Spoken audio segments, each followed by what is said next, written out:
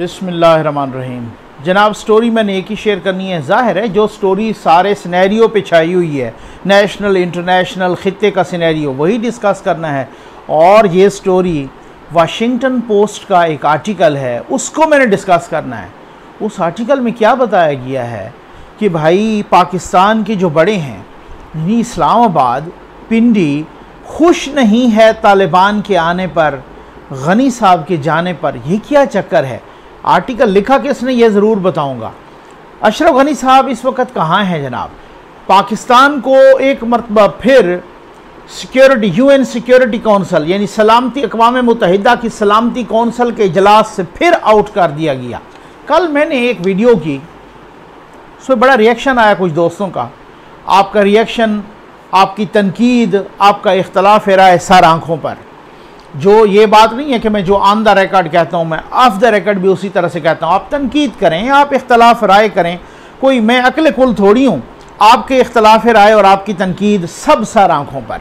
लेकिन बात यह है कि जब आप इल्ज़ाम लगाएंगे ना, फ़लाँ तो ये आपने बुग़्ज़ में कर दिया, ये तो इसमें, जो मुझे लोग जानते हैं माशाल्लाह, जो मेरे दोस्त हैं, जो जहाँ मतलब मैं तो एक इस तरह से बिलीव करता हूँ ना, इंसानियत पे बिलीव करने वाला इंसान हूँ।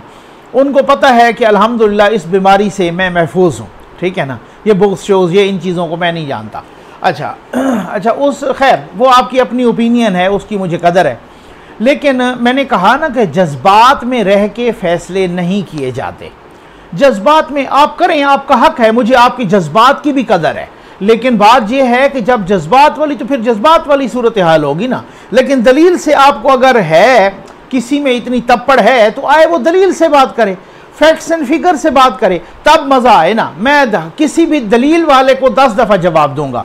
लेकिन आप गाली गलोच, गालम गलोच, इल्ज़ामात, ये उसमें खैर इसमें मैं नहीं पढ़ना चाहता। काम की बहुत बातें बहुत काम की हैं। वाशिंगटन पोस्ट का मैंने आर्टिकल डिस्कस करना है कि जनाब वो पाकिस्तान के बड़े तो खुश ही नहीं है। वह बड़ी बात है ना भाई। बात ये है कि बहुत सारे, मैंने कहा ना मैं दलील से बात करूँगा, फैक्ट्स एंड फिगर पर बात करूँगा। तो बात, कुछ लोगों ने कहा ना कि जनाब फतेह मक्का की याद आ गई, कुछ ने कहा पता नहीं क्या क्या हो गया। भाई सारा, मुझे उनके जज्बात की भी पूरी कदर है, ठीक है ना।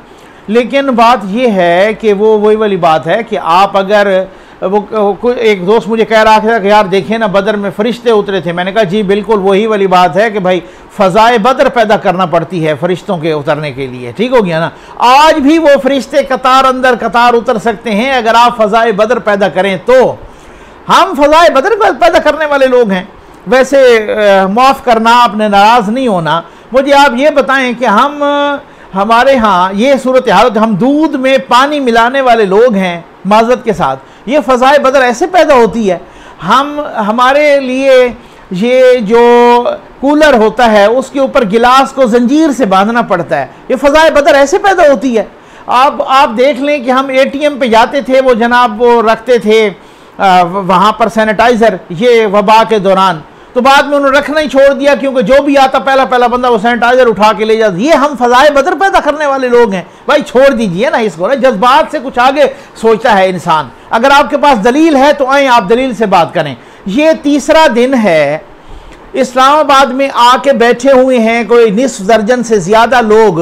ये कौन है? तालिबान है। तालिबान नहीं है, तालिबान नहीं है मेरे भाई। ये वो लोग हैं जिनको 2 हफ्ते पहले तक भी हम पाकिस्तान का दुश्मन तस्वर कर रहे थे, ठीक है ना। ये वही लोग हैं, वही अफगान के दूसरे धड़ों वाले लोग हैं, और वो आए हुए हैं। मुझे ये बताएं कि इनको तो इंडिया में होना चाहिए था, ऐसे ही है ना। तो वो हमारे यहाँ क्यों आए हुए हैं? और छोड़ दीजिए ना, जज्बात में ना किया करें बातें, ठीक है ना। आज भी हम कह रहे हैं, तालिबान कह रहे हैं कि हम तो जनाब सारे के सारा पूरी की पूरी गवर्नमेंट हमारे हवाले करें, और उन्होंने फतह किया है, वो डिमांड कर रहे हैं, ठीक है ना।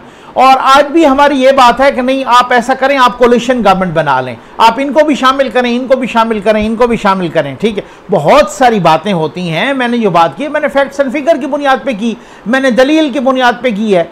उसमें कौन सी ऐसी बात थी कि दोहा में, कतर में वही वाली बात है कि सोशल मीडिया पे जैसे लोगों ने कहा कि जिस तरह से काबुल फतह हुआ इतनी जल्दी तो विकेटें नहीं गिरती। तो बात तो बिल्कुल वही है। तो आप दोहा में, कतर में सारा कुछ तय हो गया था। आज काबुल एयरपोर्ट किन के हवाले है, किन के कब्जे में है? अमरीकियों के कब्जे में है। हो सकता है और भी कितने दिनों तक उन्हीं के कब्जे में। ये सब कुछ तयशुदा था। आज काबुल के जो फातेह हैं फातेह काबुल वो अमेरिकी एयरपोर्ट पे हमला क्यों नहीं करते भाई? वो हमला न करना भी मुआहदे में शामिल था, ठीक हो गया ना। वो सारा कुछ इसी तरह के बनीथ द सरफेस भी जो कुछ होता रहा वो उन्हीं मुआहदों में शामिल होता रहा, उन्हीं में था। वो चुप करके अपने अमले को निकाल के ले गए और अब भी वो बाकी भी उनके पास अभी तक उनका कंट्रोल है काबुल एयरपोर्ट का। तो सारे काबुल पे, पूरे अफगानिस्तान पे वो काबिज हो गए, एयरपोर्ट पे काबिज क्यों नहीं होते? एयरपोर्ट पे हमला क्यों नहीं करते? करें ना हमला एयरपोर्ट पे भी। वो सब कुछ तयशुदा प्लान के तहत है, जज्बात में बह जाने की जरूरत नहीं है। ये बात नहीं है आपकी हर ओपिनियन की मुझे कदर है, लेकिन कोई ये कहे कि जनाब हम कोई लिख देंगे 2-4 कमेंट्स तो ये कहीं को नस जाएगा, मैं वो नसने वाला बंदा नहीं हूं। मैं जहां भी देखता हूं किसी को भी, मैं ये नहीं कहता कि मैं अक्ल कुल हूं या मैं को बिल्कुल इस तरह का, मैं कोई हाजी नमाजियों के मुझ में तो मेरी कोई ओपिनियन गलत ही नहीं हो सकती, ऐसी बात नहीं है। लेकिन बात जहां तक बुक्स की बात है वो ये बात नहीं है। हम एक एनालिटिकल, एक ऑब्जेक्टिव एनालिसिस करने वाले बंदे हैं, मतलब इस तरह की बात नहीं है। गलती इंसान से हो सकती है, वो उसमें ऐसी कौन सी बात है। और ये अभी जो जिन्होंने मेरे एपीएस के बच्चों को मारा, तो क्या मैं उनके हक में बोलूं? क्या आपका क्या ख्याल है? मैं उनके हक में बोलूं? मैं उनके हक में नहीं बोलूंगा। जिन्होंने मेरे एपीएस के बच्चों को शहीद किया और फिर जिम्मेदारी भी ली, उन्हीं लोगों को अफगान तालिबान ने जेलों से छुड़वाया है, नहीं छुड़वाया, नहीं उनको रिहा करवाया। अच्छा, उन्होंने मेरे एपीएस के बच्चों को मारा, उन्होंने पाकिस्तान में 100 से ज़्यादा धमाकों की जिम्मेदारी कबूल की। कोई एक अफगान लीडर का, अफगान तालिबान का बयान मुझे बता दें कि जिसने उनकी मजम्मत की हो।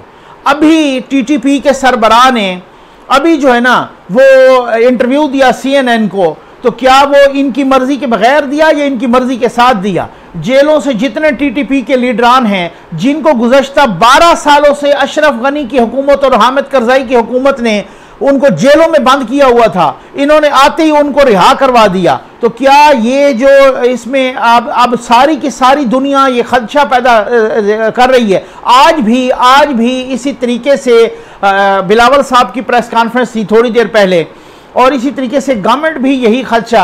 अब तो अलर्ट आने शुरू हो गए हैं भाई, बहुत सारे खुफिया एजेंसीज के अलर्ट आने शुरू हो गए हैं कि भाई ये यहाँ पर जो है ना इस तरह से दोबारा टीटीपी मुतहरक हो सकती है, और उन्होंने मुतहरक होना शुरू कर दिया है। आई बिलोंग टू डेरा इस्माइल खान, मेरा ताल्लुक डेरा इस्माइल खान से है। मुझे पता चला है ज़राए से कल डेरा इस्माइल खान में थाना कैंट के एरिया में एक मारूफ व मशहूर व मारूफ डॉक्टर को 50 लाख भत्ते की चिट्ठी आई है। अब आप देखें, इस तरह की और भी इतलात आ रही हैं बहुत सारे लोगों की। तो क्या ये क्या सूरत हाल है? जज्बाती ना हुआ करें, जज्बात से ना सोचा करें। आ जाए आप स्टोरी पर। वाशिंगटन पोस्ट ने क्या लिखा? Pakistanis are not rejoicing over the triumph of the Taliban. ठीक है ना, वो तालिबान की फतह पर खुशी नहीं मना रहे। भाई मैंने देखा पाकिस्तानी तो मना रहे हैं, ठीक है ना, लेकिन उनकी मुराद जो पाकिस्तानी से थी वो कुछ और मुराद है, ठीक है ना। किसने आर्टिकल लिखा ये मैं बताता हूं किसने, लेकिन बड़े फैक्ट्स एंड फिगर के साथ लिखा है, ठीक है ना। अब उसके बाद है कि वो, और बिल्कुल बात ठीक है कि वो कहते हैं कि जनाब पाकिस्तान ने सपोर्ट किया या नहीं किया, उनका इल्ज़ामात पहले वो भी डिस्कस किए। फिर उसके बाद ये भी उन्होंने लिखा कि जी वाकई ये बात ठीक है कि फ़ौज किस बुनियाद पर लड़ती है। फ़ौज या तो काज के लिए लड़ती है, फौज या तो मनी के लिए, दौलत के लिए लड़ती है, या फिर लीडरशिप के लिए लड़ती है। तो अफगान फौज क्यों लड़ती? उनको तो ये भी खदशा पैदा हो गया था कि अब अमरीकी निकल गए हैं, अब हमारे फलां भी भाग गया, फलां भी भाग गया, अब तो हमें तनख्वाहें भी नहीं मिलेंगी, पूरा बजट भी फ्रीज हो जाएगा, वो सारे का सारा इसी तरीके से। अब उसके बाद उन्होंने डिस्कस किया पूरा USA के साथ कैसे मुशर्रफ साहब ने जनाब वो किया था, तामन किया था, और कैसे मुशर्रफ साहब ने और फिर अरबों डॉलर लिए थे उस तामन के नतीजे में। और अभी उन्होंने बताया कि अब खान साहब की काबीना में देख लें और मुशर्रफ साहब की काबीना में देख लें, रिजेंबलेंस क्या है। कोई 1 दर्जन से ज़्यादा लोग हैं जो मुशर्रफ साहब की काबीना में भी थे, बल्कि 2 दर्जन होंगे। तो वैसे भी आधी सेंचुरी को तो क्रॉस कर गई है ना काबीना। वही खान साहब जो कहते थे मैं तो 15 लोग रखूंगा, वो तकरीबन 50 को भी क्रॉस कर गया है, वो आईनी और कानूनी लिमिट भी क्रॉस हो गई है। बहुत इंपॉर्टेंट बातें जनाब, इस आर्टिकल की बहुत इंपॉर्टेंट बातें। मैं बताता हूं कि अपना अशरफ गनी साहब अभी कहाँ हैं, और मैं इस पर भी आता हूं कि पाकिस्तान को सलामती कौंसिल के एक और इजलास में नहीं घुसने दिया गया, नहीं बुलाया गया, ठीक है ना, उनको इजाज़त नहीं दी गई बात करने की। ये किसकी कमज़ोरी है? हामिद आर्टिकल में, वाशिंगटन पोस्ट के आर्टिकल में लिखा है जनाब कि हामिद करज़ई और अशरफ गनी जैसे लोग अफगानिस्तान पर अमेरिका ने बराह रास्त मुसल्लत नहीं किए, बल्कि दे वर सेंट वाया इस्लामाबाद, उनको इस्लामाबाद के ज़रिए मुसल्लत किया गया। फिर उन्होंने इसकी सपोर्ट में पूरे अपना आर्गूमेंट भी दिए। उन्होंने कहा देखें 2014 में जनरल रहील शरीफ साहब थे, अशरफ गनी साहब का यहाँ दौरा किया, पूरी टीम उनके साथ थी, GHQ में उनको गार्ड ऑफ ऑनर दिया गया। ये जनरल बिस्मिल्लाह मोहम्मदी साहब भी उनके साथ थे, और भी लोग उनके साथ थे, ठीक है ना, अशरफ गनी साहब के साथ। आप चेक कर सकते हैं, पूरी ISPR की प्रेस ब्रीफिंग मौजूद है, और जनाब जनरल रहील शरीफ साहब के साथ उनकी फ़ोटोज़ मौजूद हैं।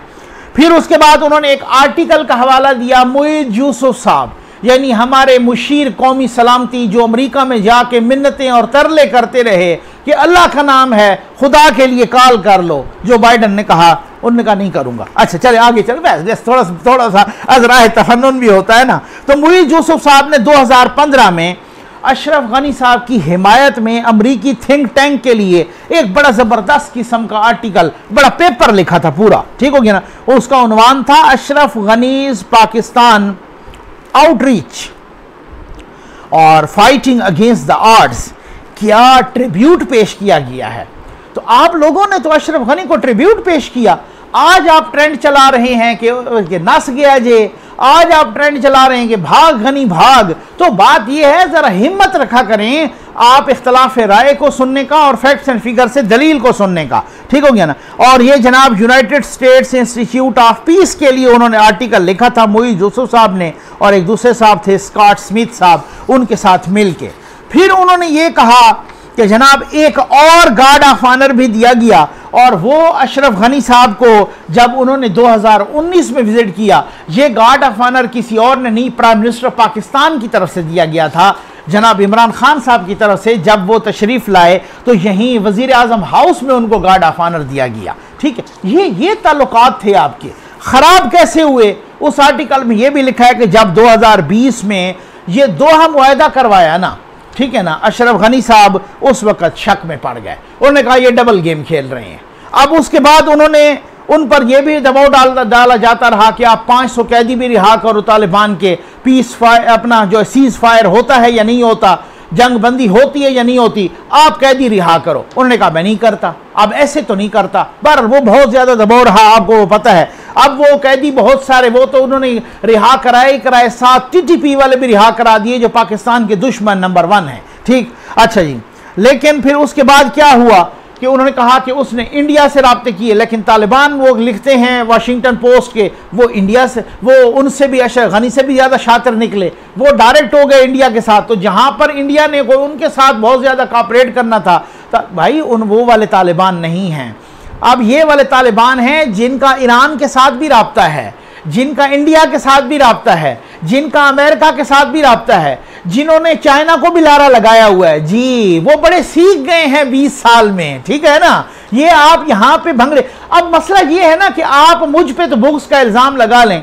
मैंने कहा सलीम साफ़ी साहब लिखते हैं कि भाई पाकिस्तान में जो लोग जश्न मना रहे हैं और जो भंगड़े डाल रहे हैं, उनकी इतला के लिए अर्ज है कि ज़रा जल्दी ना करें, जल्दबाजी ना करें, भंगड़े ना डालें, ज़रा जश्न ना मनाएं, मिठाइयाँ ना खाएं, क्योंकि पाकिस्तान का असल इम्तिहान तो अब शुरू हुआ है। अब सलीम साफ़ी लिख दें तो वो ठीक है, वो कोई बुग्स में नहीं लिख रहे। जफर नकवी कहते हैं तो ये बुग्स में आ गई है, ठीक हो गया ना। मैं कहता हूँ आपके ईमान को शाबाश है भाई। अच्छा ठीक हो गया ना। अच्छा फिर उसके बाद क्या है, वो तालिबान उनसे भी शातिर निकले। मैं आपको एक मिसाल दूँ, ये उसमें नहीं लिखा, मैं आपको एक मिसाल देता हूँ। अभी आपने देखा कि जिनको वो अपना कमांडर मोहम्मद इस्माइल साहब, जिनको वो शेर हेरात भी कहते हैं, लाइन ऑफ हेरात, उन्होंने वो सरेंडर किया, उन्होंने उनके साथ मुआहदे वगैरह किए, सारा कुछ किया। हालांकि उसमें उसी बंदे को अब न्यूज़ की रिपोर्ट्स बता रही हैं कि शेर हेरात को तालिबान अपनी निगरानी में ईरान छोड़ आए हैं। भाई उनके ईरान के साथ भी बड़े अच्छे ताल्लुकात हैं तालिबान के, ठीक हो गया ना। वो अपनी निगरानी में शेर हरात को ईरान छोड़ आए हैं और वो बताया जा रहा है कि अब वो मशहद में हैं। ठीक है, शेर हरात साहब, कमांडर इस्माइल साहब, बहुत सारी उलझी हुई बातें हैं। ये सिर्फ एवं ही उछल कूद से समझ नहीं आती, इनको जरा दलील से समझा करें खुदा के लिए। अब उसके बाद जनाब वो कहते हैं कि वो उनसे भी शातिर निकले। अब उसके बाद है कि लेकिन इसके बावजूद भी no one in Islamabad is celebrating his departure as a victory. किसकी बात हो रही है? अशरफ गनी साहब की। ये वाशिंगटन पोस्ट के अल्फाज हैं कि no one in Islamabad is celebrating his departure as a victory. उसको विक्ट्री के तौर पे नहीं मना रहा इस्लामाबाद। भाई उस बंदे के पास मालूमात हैं, जो कह रहा है उसके पास मालूमात हैं। मैं अब आपको बताता हूं किसने लिखा।